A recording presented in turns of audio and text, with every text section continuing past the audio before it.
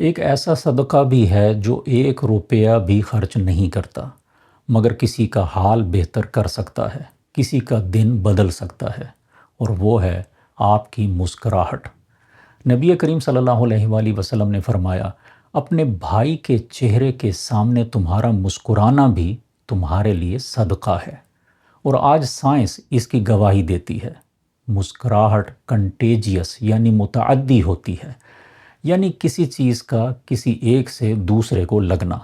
جب آپ کسی کو مسکراتے دیکھتے ہیں تو آپ کا چہرہ فوراً بے اختیار جواب میں مسکرا اٹھتا ہے۔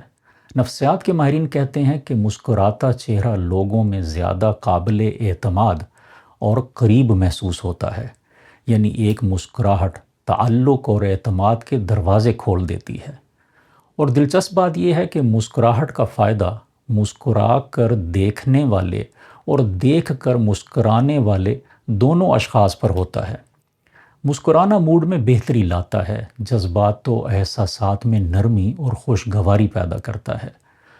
مسکرانے کے بہت سے فائدوں کی وجہ سے اسے کئی طرح کے یوگا کی پریکٹس میں بھی شامل کیا جاتا ہے، اور سب سے خوبصورت بات یہ ہے کہ خود نبی کریم صلی اللہ علیہ وآلہ وسلم کا معمول بھی یہی تھا۔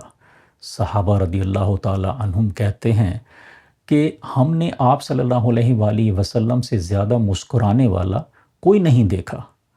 تو آج سے ہی کسی کو دیکھ کر مسکرانے کی عادت بنائیں، اپنے گھر والوں کو، پڑوسی کو، اجنبی کو۔ یہ سب سے کم خرچ صدقہ ہے، اور شاید سب سے زیادہ اثر رکھنے والا بھی۔